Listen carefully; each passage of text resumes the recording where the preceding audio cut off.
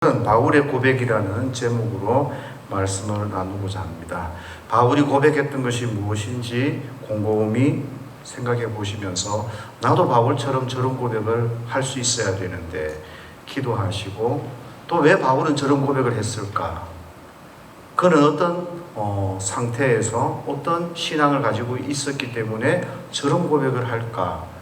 그 이유들도 한번 생각해 보시면 좋을 것 같아요. 왜냐하면 결국 하나님께서는 이 바울의 고백을 기쁘게 받으시고, 저와 여러분들이 이 땅을 살아가면서도 이런 고백을 해야 하나님을 만난 사람이다 라고 말할 수가 있어요.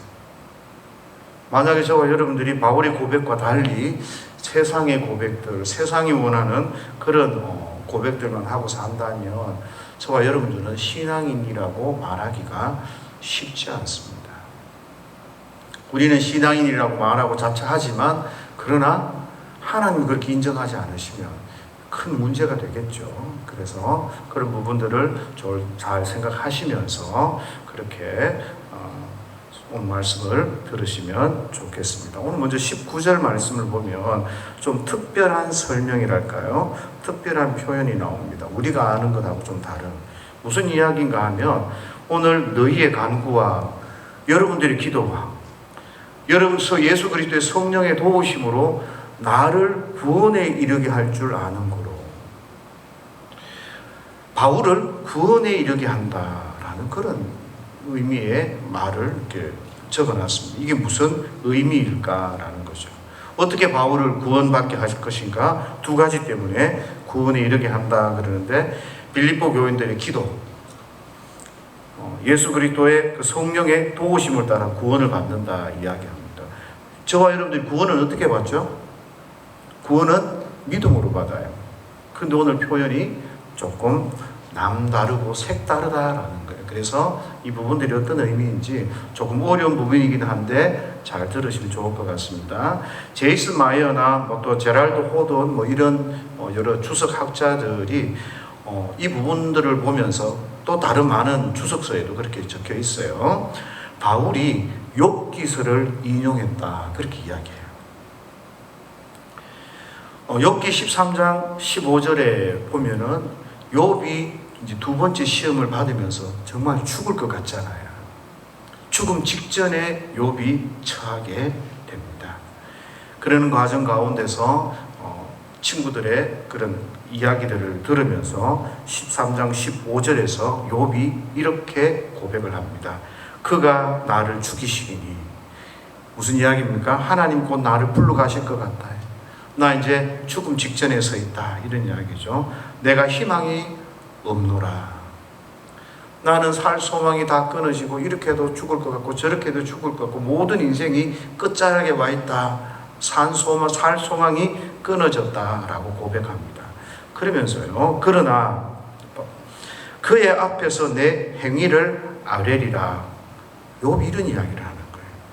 나는 죽어서라도 그죠? 하나님 앞에 서서 내가 어떻게 살아왔는지, 내가 어떤 믿음을 가지고 있고 내가 죄가 없다는 것, 나 하나님 앞에 믿음으로 살았습니다 라는 이런 사실들을 하나님 앞에 이야기하겠다, 그런 이야기를 하는 거죠. 그래서 16절에 넘어가면 욥이 이런 이야기를 해요. 경건하지 않은 자는 그의 앞에 이르지 못하나니. 그러니까 위선자, 다른 번역에서는 위선자 이렇게 적어놨어요. 이 위선자들은 하나님 앞에 서지도 못한다. 나쁜 짓을 하는 사람은 하나님 앞에 설 수조차 없는데, 내가 하나님 앞에 서서 내가 죄가 없음을 고백한다라는 것, 이것이 바로 나의 구원이 될 것이다 라고 이야기합니다. 이것이 나의 구원이 되리라 라는 것을 70번역에서 번역을 했어요. 그런데 이 말이 오늘 우리가 읽었던 나를 구원에 이르게 할 줄 아는 고로, 나를 구원에 이르게 한다라는 말과 똑같은 이렇게 헬라어로 똑같이 기록이 되어져 있습니다. 그래서 사람들이 이 말을, 욥의 말을 빌립보서에서 인용했다. 욥의 그 상황과 그 욥의 그 심정, 그것들을 두고 그대로 인용했다라고 이야기를 합니다. 그래서 빌립보에서 욥이 왜 바울이 이런 욥을 인용했을까 생각을 해보면 이렇게 해석을 할 수 있는 거죠. 바울 역시 욥처럼 자기 주위에서 자기를 괴롭게 하려고 또 괴롭히는 그런 의도에서 복음을 전하는 사람도 있었던 거예요. 실제로 바울이 살아오고 바울이 헌신하고 하나님 앞에 믿음으로 살아가는데 많은 핍박자들 하나님을 잘못 알고 잘못 깨달았다. 그리고 복음을 전하는 과정 가운데서도 바울을 미워하고 시기하는 이런 사람들이 있었단 말이죠. 실제로 유대인들은 대적했고 예수 믿는 사람들 가운데서 어떤 사람들은 시기와 질투 이런 것들을 가지고 복음을 전하는 자들이 있었다라는 거예요. 그런데 그것들을 보면서 바울은 지난주에 말씀드렸던 것처럼 기뻐했어요. 왜? 예수님이 증거되니까 기뻐했다. 그런데 기뻐하기는 기뻐하는데 나쁜 것은 나쁜 것인 거죠. 옳지 않은 것은 옳지 않은 거죠. 주위에 있는 사람들이 어떻게 해요? 자기들이 맞고 바울은 틀렸고 바울만 하나님의 백성이냐? 하나님의 사도냐? 이런 많은 질책들 가지고 막 도전을 하고 있다. 이런 상황인 겁니다. 그때 바울이 이런 이야기를 하는 거죠. 그러나 나는 사람들이 그렇게 힘들고 어렵게 하고 못 살게 하는 그 상황 가운데서 나는 빌립보 성도들 여러분들이 나를 위해서 기도해 주고 성령님이 나를 위해 도와주시니까 욥처럼 결국에 하나님 앞에 내가 사역했던 것들이 드러나고 나타날 것이다. 나의 옳음, 나의 정당함, 지금 내가 하나님 앞에 매여 있는 이 모든 것들을 하나님께서 인정해 주시는 그런 일들이 있을 것이다 라는 것을 표현하는 것이다 라고 말을 하는 거예요. 사실 잘못된 의도로 복음을 전하는 거 큰 문제가 있죠. 근데 지난번에 말씀드렸다시피 뭐예요? 하나님이 사용하시는 부분이 조금씩 있는 거죠. 그래서 하나님, 예수님 전파되니까 기쁘기는 기쁘지만 내가 그것 때문에 시험에 들지 않고 그리고 내가 나의 그 믿음을 지키고 예수님 때문에 내가 하나님 앞에서 믿음의 거룩한 삶을 살아갈 수 있게 되었습니다. 하나님께서 이런 나를 인정해 주실 것이고 그리고 구원에 이르게 해 주실 것입니다 라고 이야기하는 거죠. 결국에 욥이 하나님 앞에 섬으로 그리고 하나님 앞에서 자기 자신을 변론하겠다는 그 의미 가운데 있는 것처럼 바울도 하나님께서 인정해 주셔서 구원받는 삶을 통해서 그의 모든 그 사역들을 정당성을 인정해 주실 것이다 라는 거죠.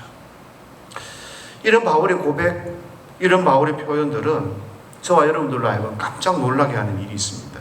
어떤 생각을 주는가 하면 저와 여러분들이 교회 일을 한다고 주님의 일을 한다고 해서 무조건 좋은 것이 아닐 수 있다라는 거죠. 아니 하나님을 기쁘시게 못할 수도 있다라는 거예요. 나는 주의 일을 한다고 하는데 하나님 다 기뻐하셔야지. 내가 교회 일을 이렇게 열심히 했는데 하나님 기뻐하셔야지. 이런 논리가 맞지 않다는 거죠. 그래서 저와 여러분들이 주의 일을 감당하거나 하나님 앞에 순종할 때는 내가 어떤 의도가 있고 내가 어떤 방법을 선택해서 하나님 앞에 믿음의 삶을 살아가고 있는지 고민하셔야 되는 거죠. 욥의 친구들처럼 자기 딴에는 잘한다고 욥을 권면하고 가르치지만 하나님께서는 그걸 기뻐하시지 않으세요. 바울을 시기하면서 나쁜 의도로 복음을 전하면서 나도 바울만큼 열심히 일했습니다. 하나님께서 그런 일들을 기뻐하시지 않는다는 거예요. 그것은 아름다운 교회의 모습이라고 할 수가 없거든요. 하물며 복음을 전하는데도 나쁜 의도로 전할 수 있는데 저와 여러분들의 삶을 돌아보면 헌금을 할 때도 마찬가지예요. 자기 자신을 과시하고 자기 자신을 드러내려고 그렇게 나쁜 의도를 가지고 그렇게 헌금하는 사람이 꽤 많습니다. 내가 헌금하지 않으면 교회가 무너질 거라고 착각하는 사람이 그렇게 많습니다. 왜 헌금을 했는데 나를 알아주지 않냐고 그렇게 엉뚱한 생각에 잡혀 있는 사람이 대단히 많이 있어요. 봉사도 마찬가지예요. 나 아니면 봉사할 사람이 없다고 생각합니다. 사람들에게 인정받으려고, 칭찬받으려고 그렇게 봉사하는 사람들이 있습니다. 선교도 많아요. 여행 삼아서, 그리고 자기에게 기쁨이 있고 즐거움이 있고 인정받기 위해서 그렇게 하는 사람이 있다는 거죠. 목회도 마찬가지입니다. 자기 꿈을 이루려고요, 자기 방법을 사용해서 인간적인 방법들을 끌어다가 정치권과 연결이 되고 이런 분들이 꽤 많이 있다고 합니다. 그러니까 보니까 그렇잖아요. 근데 하니까 좋은 거예요. 교회에도 도움이 좀 되기도 하고. 그런데요, 결국에 하나님이 누가 옳은지, 어떻게 산 것이 바른 것인지 밝히신다는 거예요. 좀 잘못된 방법으로, 자기의 욕심으로 또 과시하기 위해서 했지만 헌금도 많이 하고 했는데 이런 것들 보면서 시험 들면 안 된다는 거예요. 바울처럼. 저 집은 주일 성수 안 하고 그렇게 애들 키우고 그냥 이렇게 적당하게 했는데 저 집은 좋은 학교 가고 좋은데 직장 취업했네. 그거 가지고 저와 여러분들이 시험 들면 안 된다는 거예요. 목회를 하는데 그 목회 가운데 인간적인 방법이나 모든 가전 시험과 경쟁과 이런 것들을 가지고 해서 사람을 끌어모았는데 교회가 커지고 하니까 힘이 있어 보여요. 그런데 그거 가지고 시험 들면 안 된단 말이에요. 하나님이 결국 누가 옳은 것인지 그것들을 분별하고 판단하신다는 거죠. 그래서 저와 여러분도 신앙생활을 하면서요, 세상 풍조에 그렇게 딸려갈 것이 안 되고요. 그렇게 딸려가면 안 되고요. 같이 기도하면서, 빌립보 성도들처럼 같이 기도하면서 성령님의 그 지혜와 도우심을 받아가면서 바울처럼 믿음을 잘 지켜야 되는 거예요. 그것이 저와 여러분들에게 구원이 되고, 그것이 저와 여러분들에게 하나님의 인정을 받는 시간이 될 수 있을 거라는 거죠. 이 구원받는 것, 인정받는 것, 하나님 앞에서 옳은 것이 드러나는 것, 지금 드리는 말씀 다 비슷비슷한 이야기입니다. 그래서 저와 여러분들은 바울처럼 믿음으로, 그리고 하나님 앞에서 그러니까 거룩한 삶을 살아가기 위해서 꾸준히 노력해야 되는 거죠. 그런데 세상의 방법, 세상의 것 가지고 그렇게 자꾸 생각하고 그렇게 자꾸 적용하고 비교하고 비유하면 우리가 이길 수가 없다라는 것을 좀 기억하시면 좋을 것 같습니다. 그러면서 20절 말씀에 보면 바울의 간절한 기대와 소망이 있죠. 바울의 간절한 기대와 소망이 뭔가 하면 저와 여러분들이 다 아시다시피 많은 사람들에게 복음을 전하는 일입니다. 앞에서 나온 내용처럼 나를 괴롭히면서 복음을 전하든 또 선한 마음으로 나를 돕기 위해서 복음을 전하든 나는 예수님이 전파되면 끝이다. 그렇게 기쁘고 좋다. 그래서 바울은 항상 이야기하는 게 뭡니까? 내가 감옥에 갇혀 있는 그 영어의 몸이 되든 아니면 석방이 되어서 자유인의 몸이 되든 아니면 나를 괴롭게 하든 나를 이롭게 하든 내가 죽든 내가 살든 나는 예수님이 존귀해지면 좋겠다. 예수님의 이름이 높아지면 좋겠다. 이런 이야기를 하고 이게 바울의 고백인 거죠. 바울의 고백은 어때요? 나는 이래도 저래도 상관없습니다. 사람들이 날 좀 무시해도 상관없고요. 사람들이 나를 좀 받들어줘도 상관없고요. 어디서든 어떻게든 예수님이 전파되고 예수님이 높아지면 그러면 좋겠다. 그 이야기하는 거죠. 쉽지 않은 고백인 거죠. 저와 여러분들이 언제 이런 고백을 할 수 있을지 참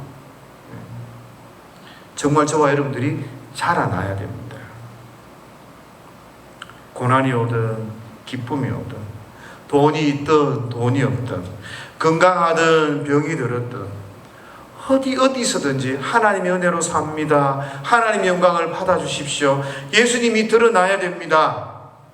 이런 고백들, 직장에 쫓겨나오든 직장에 들어가든 내가 어떤 상황에 있든 하나님의 영광을 받으시고 하나님이 존귀되는 그 일들에 저와 여러분들이 초점이 있어야 된다는 거죠. 바울이 그런 거예요, 바울이.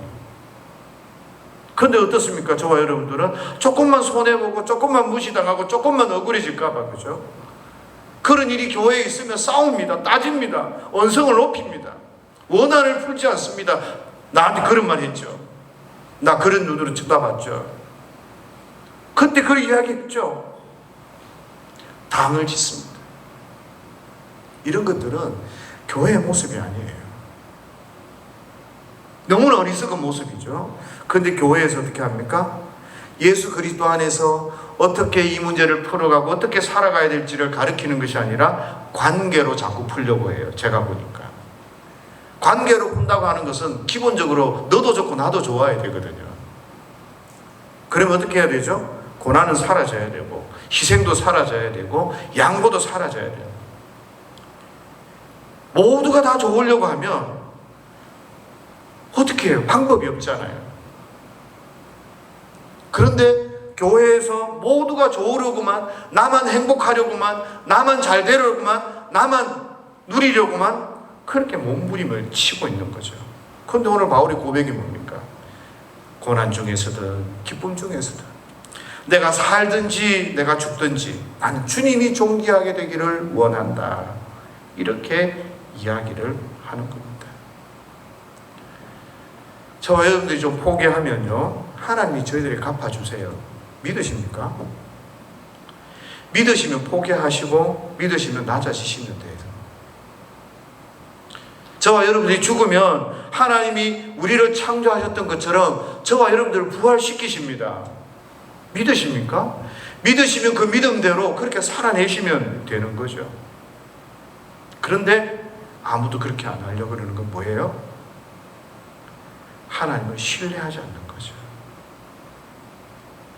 이런 부분에서 저와 여러분들 우리 자신들을 좀 돌아보면서 반성도 하고 회개를 많이 하셔야 합니다. 하나님은 살아계십니다. 그런데 내 앞에 있는 그 현찰, 내 앞에 있는 그 건강, 내 눈에 보이는 그 모든 부귀영화, 그것 때문에 하나님을 의심하고 하나님 앞에 순종하지 않는 것, 그건 신앙이 아닌 거죠. 저와 여러분들이 진지하게 생각을 해야 돼요. 바울이 왜 이렇게 하나님 앞에 나는 살아도 좋고 죽어도 좋고 주님만 존귀하게 되기를 원합니까? 저 존귀하게 되기를 원합니다. 고백을 합니까? 바울은 하나님의 영광을 알아요.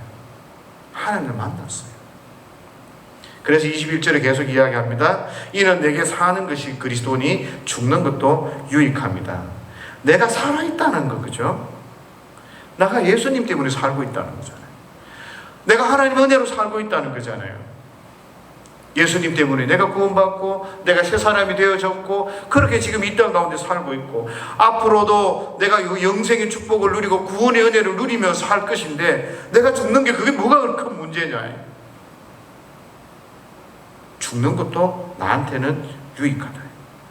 또 내가 살아서 하나님을 섬기고 하나님 앞에 감사하고 그것도 내가 유익하다. 그런데 바울의 입장에서는 죽는 것이 더 유익하다고 그 뒤에 계속 이야기를, 뉘앙스를 우리에게 보여주고 있습니다.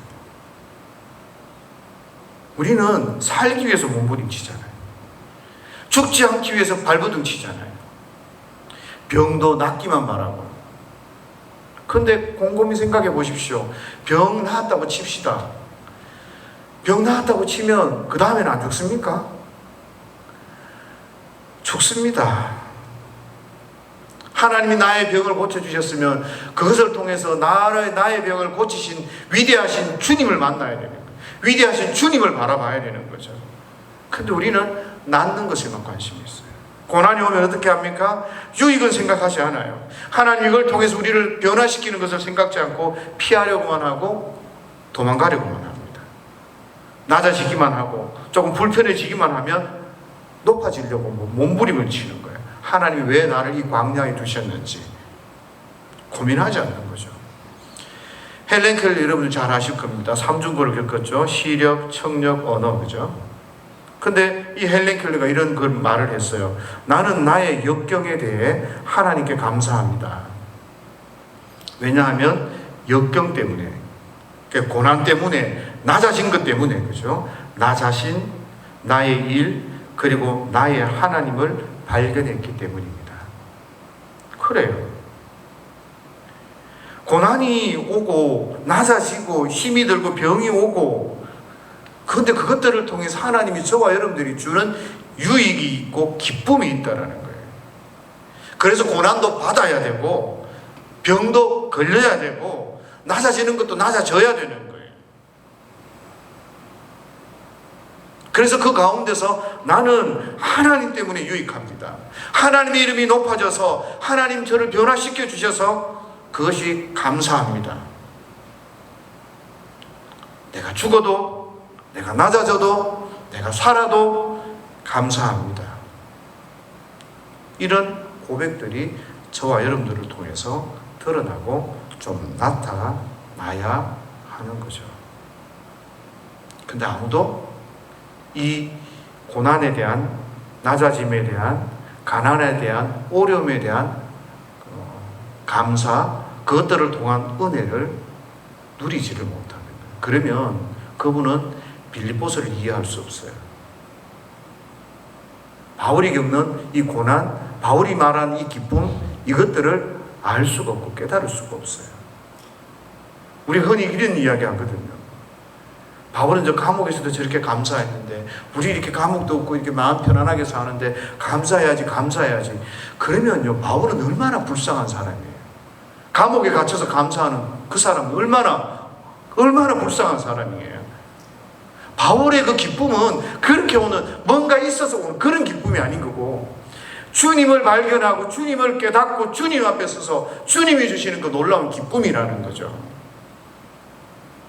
그래서 바울은 뭐예요? 22절 쭉 보면 내가 육신으로 사는 것도 보람 있는 일이고, 그죠?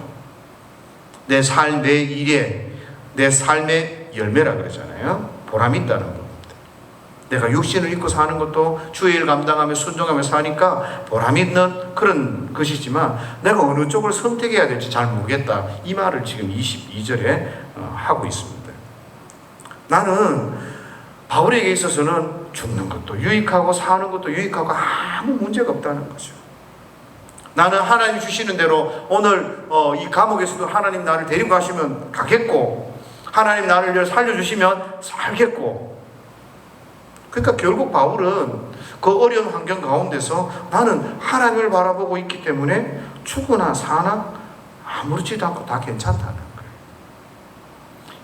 그래서 23절, 24절에서도 내가 그 둘 사이에 끼었으니, 사는 것, 죽는 것 다 괜찮은 그 양쪽을 가운데 그 입장이 다 있다는 거죠. 근데 사실 바울의 입장에서는요, 죽어서 지금 자기가 겪고 있는 그 어려움에서 놓여서, 그죠? 주님 앞에 가는 게 훨씬 더 좋습니다. 왜냐하면 바울은 예수님의 영광을 경험했어요. 그리고 삼청천에도 갔다 그러잖아요. 천국을 경험한 사람이 바울이에요. 그래서 나는 영광 중에서 주님과 함께 있는 것이 나는 훨씬 좋다고 이야기를 하고 있습니다. 근데 사실 바울이 지금 살고 있는 건 어때요? 불편해요. 뭐가 불편합니까? 감옥에 있죠? 복음 전하려고 하면 어떻게 해요? 맞아야 되죠? 핍박당해야 되죠? 여러분들 알다시피 바울은 안질이 있었다 그러죠. 그러니까 뭐 하나 이 세상은 고달픈 거예요. 가난하고 힘들고 배운 것도 배운 티도 못 내고, 그죠? 쫓겨나가고 가면 미워하고 무시당하고, 뭐 그 삶이 그렇게 좋겠어요. 그러나 바울이 하는 이야기가, 그럼에도 불구하고 나한테는 하나님 앞에 가는 게, 저 영광스러운 그 천국을 경험하고 거기에 서는 게 훨씬 더 좋지만, 여러분들을 위해서 너희에게는 오히려 내가 살아있는 것이, 함께 있는 게 더 유익할 수도 있다. 그런데 어느 쪽이 더 좋은지는 본인도 잘 모르는 거죠. 개인적으로는 내가 주님과 함께 있었으면 좋겠고, 성도들을 위해서는 내가 살아있는 게 아직은 유익이 될 수도 있겠고, 이런 이야기인 겁니다. 23절, 24절 말씀이. 하나 질문을 해볼게요. 여러분들 마음속으로 대답을 해보십시오. 바울에게 있어서 사는 게 좋습니까? 죽는 게 좋습니까? 바울에게 있어서 바울이 살고 있으면 누가 더 좋은가 하면요, 성도가 더 좋아요. 그러면 바울이 죽으면 누가 더 좋은가 하면 바울이 훨씬 좋은 거예요. 하나님과 함께 있습니다. 저와 여러분도 마찬가지 아니겠어요? 저와 여러분들이 살면서 무엇이 더 좋은 것이고 누구에게 더 유익이 되는 것이고, 나는 지금 하나님에 대해서 어떤 마음과 태도와 자세를 가지고 있는지, 그런 것들이 저와 여러분들에게 있어서 좀 점검이 되어져야 되는 거죠. 바울은 하나님과 사는 게 훨씬 더, 천국 가는 게 죽는 게 훨씬 더 좋다 하는데 왜 나는 이 땅이 더 좋은가? 그런 고민들이 저와 여러분들에게 좀 있어야 합니다. 25절에 보면 내가 살 것과 너희 믿음의 진보와 기쁨을 위하여 너희 무리와 함께 거할 이것을 확실히 안다 그러는데요. 바울은 자기가 석방될 것을 믿었어요. 알아요. 내가 살 것과 너희 무리와 함께 거할 것, 이런 이야기들을 통해서 확실히 안다 그러잖아요. 바울은 고난을 좀 덜 받고 하나님 앞에 가는 게 훨씬 더 좋지만, 그러나 하나님께서는 그렇게 하시지 않는 거죠. 지금까지는 갇힌 몸으로 감옥에 갇혀서 일을 했다면, 복음 전하고 하나님의 영광을 받으시는 일을 했다면, 이제는 풀어놓고 자유의 몸이 되어져서 일하게 하실 것을 바울이 깨달은 거죠. 무슨 이야기입니까? 할 일이 좀 더 있다는 거죠. 그 할 일이 바로 빌립보 성도들 아니면 또 다른 모든 성도들에게 믿음이 더 자라도록 도와야 되는 거예요. 내가 만약에 죽으면 빌립보 성도들 너희들 막 슬퍼할 거 아니냐, 기뻐해야 되는데, 내가 하나님 앞에 서서 가면 그걸 기뻐해야 되는데 너희가 슬퍼할 거 아니냐, 덜 자랐다는 거죠. 덜 깨달았다는 거죠. 그래서 말씀을 나누고 주님의 나라를 더 깊이 깨닫도록 그렇게 해야 되니까, 그렇게 하도록 함께 거할 줄을 바울이 알았다라고 이야기를 하는 겁니다. 그러고 보면 빌립보 성도가 아직 열심히 잘 하고 했지만 부족한 부분들도 꽤 있었던 거죠. 그래서 하나님께서 그 부족한 부분을 채워 주신다라는 것을, 그 계획을 바울이 이야기를 합니다. 26절입니다. 내가 다시 너희와 같이 있으므로 그리스도 예수 안에서 너희 자랑이 나로 말미암아 풍성하게 하려 함이라. 이제 바울의 사역들을 통해서, 그죠? 석방이 되어지고 바울과 함께 있으면서 말씀을 배우고 교회를 세워가고 그러는 가운데서 이렇게 바울을 사용하시는 바울로 인해서 예수님을 더 깊이 알아가고 하나님을 더 깊이 알아가고 예수님을 더 자랑할 수 있게 되는 그런 일들이 이 빌립보 교인들 가운데 있게 될 것이다. 그런 일들을 위해서 하나님이 하실 것이다. 이런 의미로 26절까지 이야기를 하고 있습니다. 그래서 이런 전반적인 내용들 가운데서 이 바울의 삶의 고백이 뭐죠? 죽음을 뛰어넘는 고백이잖아요. 바울은 너무 분명했어요. 하나님 살아계시고 그는 천국을 경험하고 천국을 봤으니까 우리가 어설프게 신앙생활 하는 것하고는 완전히 차원이 좀 다른 거죠. 거의 완성된 수준의 그런 모습이 바울의 모습이다라고 생각하시면 될 것 같은 거죠. 죽음이 두렵지 않습니다. 이 정도가 아닌 거죠. 죽음을 기뻐하는 거예요. 죽음 안에서 하나님의 영광을 바라보는 거죠. 저와 여러분들에게 이런 믿음이 있어야 되는 거예요. 스데반이 어떻습니까?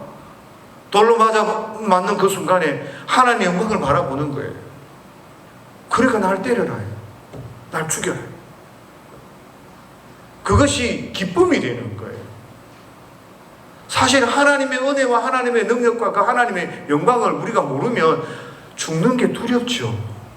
힘들죠. 어렵죠. 그래서 저와 여러분들이 이 하나님의 영광, 하나님의 은혜를 날마다 경험하고 차근차근 경험하면서 살아야 되는데, 그러기 위해서 어떻게 해야 됩니까? 날마다 하나님의 말씀 앞에서 순종하고 그 말씀이 그러한지 아니한지를 저와 여러분들이 깨달아야 되는 거예요.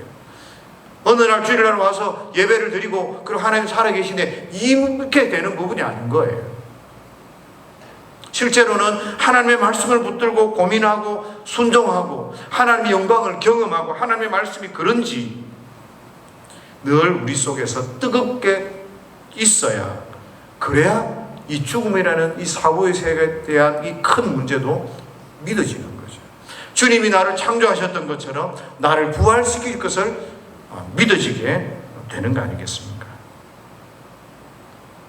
그래서 저와 여러분들이 고난도, 인내도, 그러고 나서 하나님의 영광도, 이런 것들도 이 인생의 이 세월 속에서 경험하면서 하나님을 의지하고 하나님과 함께하는 것을 늘 깨닫고 배워야 되는 겁니다. 그래서 이런 바울의 고백을 저와 여러분들도 함께할 수 있도록 늘 좀 고민을 하셔야 되는데요. 자, 29절 오늘 안 읽었죠? 29절 다 같이 한 목소리로 읽고 한번 말씀을 더 마무리를 짓도록 하겠습니다. 29절입니다. 시작. 그리스도를 위하여 너희에게 은혜를 주신 것은 다만 그를 믿을 뿐 아니라 또한 그를 위하여 고난도 받게 하려 하심이라. 예. 우리에게 은혜를 주신 거예요. 고난도 받게 하는. 좀 바꿔서 이야기하면 고난도 은혜인 거예요. 예수 믿는 거 그것만 하는 그 고난, 막 이런 고난만 생각하지 마시고 하나님께서 저와 여러분들에게 주시는 그 고난을 통해서 우리를 성숙시키시고 하나님의 사람으로 세워가고 만들어 가시는 게 반드시 있습니다. 그럼에도 불구하고 이런 은혜를 사모하지 않는 거죠. 죽음을 통해서 부활의 세계로 나가기 때문에 죽음도 은혜인 거예요. 이게 은혜인데 이것을 깨달아야 되는데 이것을 우리는 깨닫지 않는 거예요. 왜요? 죽지 않기 위해서 몸부림치기. 왜 이렇습니까? 교회가 성경을 잘못 가르친 거죠. 잘못 적용하고 잘못 말하는 거죠. 자꾸 좋은 것만 이야기하니까 나쁜 것, 부정적인 것, 고난, 이런 것들에 대해서 어떻게 대처할 수가 없는 거예요. 우리 인생 가운데서 하나님이 나에게 조금만 문제가 있으면 하나님 날 싫어하신다고 생각해요. 아닙니다. 고난도 받게 하기 위해서 하나님이 우리에게 은혜를 주신다고 그랬어요. 바울은 하나님은 고난이 은혜라고 말씀하는데 교회는 뭐라고 해요? 축복이 은혜라고 해요. 축복만 은혜라고. 그럼 우리 속에 이중적 잣대가 있지 않습니까? 그러면 하나님의 나라를 잘못 이해하게 되는 거예요. 성경을 잘못 이해하면 어때요? 자꾸 내 마음대로 신앙생활하고 싶고 뭔가 잘못 이야기하면 힘들어지는 거죠. 성경에서는 우리를 훈련하기도 하고 연단하기도 하고 광야에 내몰기도 하고요. 아픔을 주시기도 합니다. 그래서 그 속에서 더 큰 하나님의 은혜를 경험하고 더 하나님과 함께 동행하기를, 더 하나님 앞에 성숙해지기를 주님이 원하시는데 우리가 그걸 안 하는 거예요. 그러니까 우리 속에 헬러 켈러 같은 그런 고백이 없는 거고 적어도 바울 같은 고백도 없는 건 거죠. 잘못 배웠으니까. 죽음은 안 좋은 거라고 배웠고 아픔은 안 좋은 거라고 배웠으니까 고난은 안 좋은 거라고 배웠으니까. 그러나 성경은 그렇게 가르치지 않습니다. 고난 속에 은혜가 있고 죽음을 통해서 부활의 세계로 나아간다고 우리에게 가르치는 거죠. 그래서 두려워하면 안 돼요. 어쩌면 은혜의 방편인 거죠. 고난이 있고 죽음 앞에 있고 환난에 있고 그때 어떻게 해야 되는가 하면 저와 여러분들이 하나님 앞에 있어야 되고 하나님과 더불어 동행해야 되고 예수님 안에 있어야 돼요. 그러면 하나님이 우리에게 은혜를 부어주십니다. 살아나게 하시고 그 가운데 하나님의 놀라운 평강을 주시고 하나님 주신 놀라운 기쁨이 그 속에서 일어나는 거죠. 그래서 바울의 이 고백 가운데 삶도 죽음도 주님이 존귀해야 된다. 고난도 못 배운 것도 약함도 내가 주님과 함께 있어서 하나님의 영광을 받으시면 좋겠다. 그게 바로 은혜라는 거죠. 저와 여러분들이 한 주간의 세상을 살아가면서 얼마나 많은 어려움 속에 처할지 아무도 몰라요. 사고를 당할지, 어려움을 당할지, 내 마음이 막 쓰리고 아프고 하나님 안 계실 것 같고 막 그런 당할지. 그런데 그 속에서 하나님 앞에 서십시오. 하나님 그것들 통해서 은혜가 흘러 넘치게, 참된 하늘의 소망이 흘러 넘치게 저와 여러분들을 붙들어 주실 거라고. 그러니까 바울이 나는 하나님이 높아지기를 원합니다. 그래서 인생의 초점을 조금만 바꿔보십시오. 나에게서 주님, 내 상황에서 주님의 계획으로 바꾸어서 하나님 바라보십시오. 그래야 예수쟁이고 그래야 성도입니다. 그래서 저와 여러분들이 한 주간도 믿음으로 그렇게 잘 살아내셔서 하나님의 기쁨이 될 수 있기를 예수님 이름으로 축복합니다.